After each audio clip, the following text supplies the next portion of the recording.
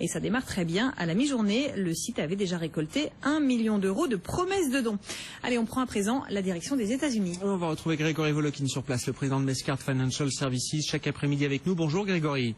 Bonjour Grégoire. Bon, on a des chiffres de logements là qui viennent de tomber depuis le mois d'octobre, mise en chantier et permis de construire. On a un petit ralentissement sur les mises en chantier en octobre par rapport aux chiffres qui étaient tombés pour le mois de septembre, qui a été révisé. Et puis les permis de construire, au contraire, accélèrent et sont à leur plus haut niveau depuis juin 2008. Exactement, ces permis de construire, ils sont en hausse de 4,8%. Pourquoi est-ce que c'est encourageant? C'est parce qu'en fait, le permis de construire, c'est une construction dans l'avenir. Donc ça montre tout à fait à quel point le marché du logement, de la construction est en train un peu de rebondir.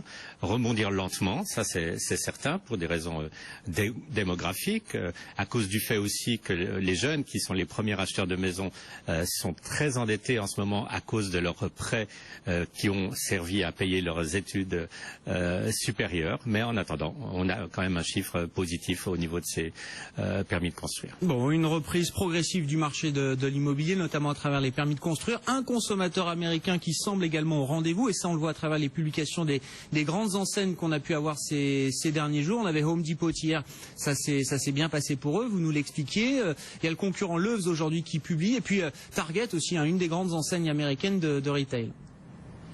C'est un très bon signe d'avoir ces trois grands distributeurs, et je dirais ça confirme quand même qu'il y a de l'optimisme dans l'air, et puis c'est peut-être aussi déjà l'effet de la baisse du prix du carburant, de l'électricité chez le consommateur américain. Donc si vous regardez Target, vous vous souvenez qu'ils avaient été les victimes d'un hacking très très important, puisque plus de 50 millions des comptes de leurs clients et de leurs cartes de crédit avaient été envahis, volés, etc. Maintenant, ils sont repassés avec des ventes à magasins comparées positives, 1,6% de croissance, des chiffres qui sont meilleurs que prévu. Et Lowe's, c'est le concurrent direct de Home Depot, et en fait, exactement le même taux de croissance des ventes que Home Depot, un peu au-dessus de 5%.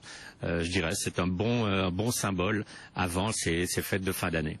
Bon, un marché du logement qui pense ses plaies, on va dire, un consommateur américain au rendez-vous avant la période des fêtes de fin d'année, tout ça va faire les affaires de la Fed, on imagine. On aura le compte-rendu des débats de la dernière réunion du comité de politique monétaire en octobre, qui avait été forte en termes de symbole, puisque c'était la réunion qui avait acté la fin du QI, Grégory.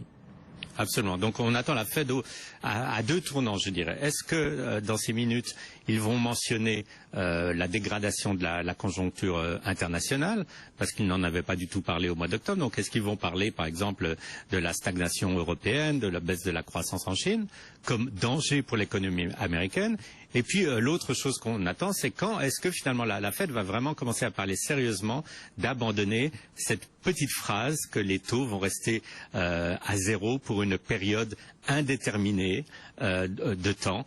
Il y a quand même un moment où il va falloir dire la prochaine fois que la Fed agit, ça sera pour remonter les taux d'intérêt. Donc on veut voir si le débat va commencer et s'il va y avoir des indications à ce niveau-là dans ces minutes de la Fed. Merci Grégory, on vous retrouvera demain évidemment pour suivre l'actualité à Wall Street. On est à 20 minutes de l'ouverture et on a des indices futurs qui reculent légèrement. Grégory Volokin, le président de Mescart Financial Services à New York, bientôt 15h10. On termine ce journal avec vous.